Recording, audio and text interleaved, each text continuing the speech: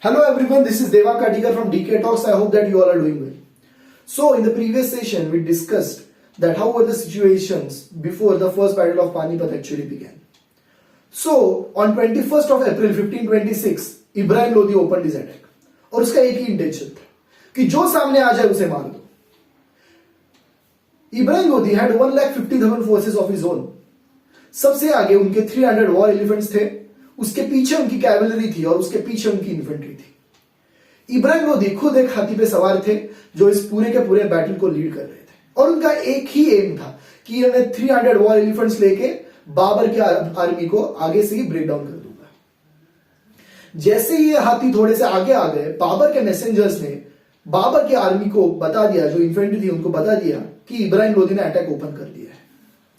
जैसे ही ये हाथी और घोड़े पानीपत की किले की दीवार के बहुत ही नजदीक आ गए, ये हाथी और घोड़े उस पिट में गिरना शुरू हो गए जो बाबर की आर्मी ने डिग किया था.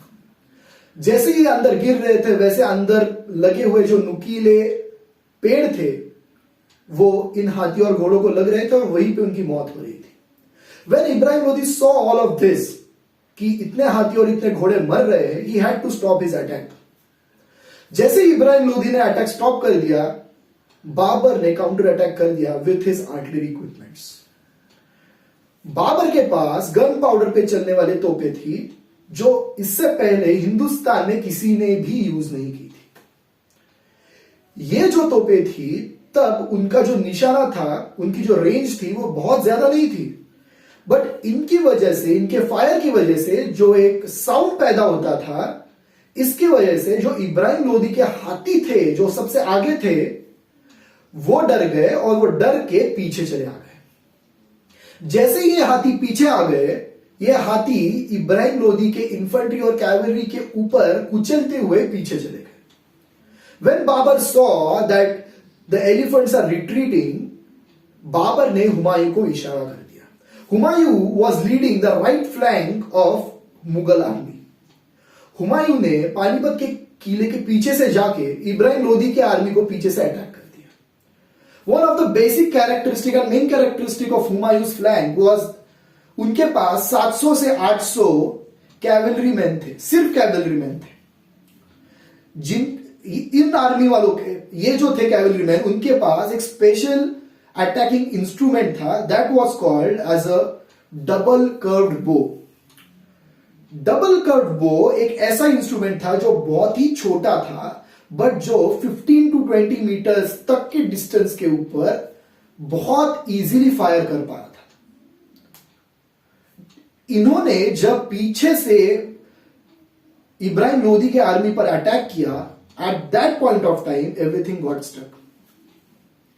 इस 8 किलोमीटर के जो एरिया था, ये जो 8 किलोमीटर का एरिया था, वहां पे क्या चल रहा था ये आपको पता चल गया होगा. बीच में 1 to 1,50,000 people was stuck up. आगे जाने का कोई रास्ता नहीं था क्योंकि वहां पे पिट था. पीछे से तो हुमायूं अटैक कर रहे थे. From the left Mir Qasim was attacking and आगे से आर्टिलरी फायर चालू था. जैसे ही बाबर को पता चला कि Ibrahim Lodi's forces are getting weaker, Babur ने आगे से अटैक कर दिया विथ हिज इन्फेंट्री. 9:30 बजे, सुबह 10 बजे जो अटैक चालू हो गया था, 4 बजे तक इब्राहिम लोदी की आर्मी बीच में फंसी रही और जिसकी वजह से इब्राहिम लोदी की आर्मी को डिफीट सहन करना पड़ा. जब बाबर को पता चल गया कि ये लोग हार रहे हैं, तब मुगल्स ने कत्लेआम शुरू कर दिया. जल्दी ही इब्राहिम लोदी को नीचे खींच दिया गया हाथी पर से, उसको बाबर के सामने बैठाया गया, उसका सर काट दिया गया, वो सर भाले के ऊपर रख दिया गया एंड वो जो भाला था वो पूरे के पूरे जो लोधी रूल्ड टेरिटरीज थे वहां पे घुमाया गया. The Mughals wanted to show that the empire has changed. This is a beginning of new empire which is the Mughal empire. इसके बाद, वॉर के बाद, जो इब्राहिम लोदी के सोल्जर्स थे जो भाग रहे थे उल्टी दिशा में, उनको बाबर के सोल्जर्स ने दिल्ली तक खदेड़ते हुए मार दिया. जहां जहां पे इब्राहिम लोदी के सोल्जर्स ज्यादा संख्या में मर रहे थे, वहां पे उनके सर काट दिए गए और उनके सर के 20 से 25 फुट ऊंचे मीनार बना दिए गए, बिकॉज बाबर को यह बताना था कि वक्त बदल चुका है। ये जो मुगल्स कर रहे थे, सर काट के उनके मीनार बना देना, ये उनके स्क्रिप्चर्स में लिखा था, ये उनका एक ट्रेडिशन था, बट फिर भी ये एक एंटी ह्यूमैनिटी ट्रेडिशन था। इसके बाद बाबर जो है वो दिल्ली के बादशाह बन गए और उसके बाद बहुत सारे सोशो पॉलिटिकल इश्यूज रेज होना शुरू हो गए। ये सोशो पॉलिटिकल इश्यूज मैं नेक्स्ट सेशंस में मेरे डिस्कस करूंगा, बट इस वॉर के बाद दो चीजें बहुत ही बड़ी हो गई। एक, जो मुगल हिस्ट्री था वो पूरा का पूरा चेंज हो गया, जिसकी वजह से इंडियन हिस्ट्री में बहुत बड़ा चेंज आ गया। अगर बाबर ने ये वॉर नहीं जीता होता, तब अकबर नहीं आते, तब औरंगजेब नहीं आते, और तब काश मुगल्स ने इतना इंडिया के ऊपर डोमिनेशन नहीं दिखाया होता। And this was the first thing. And the second thing was कि हुमायूं ने बाबर का दिल जीत लिया। Humayun was the eldest son of Babur, जो बाद में दिल्ली के बादशाह बन गए।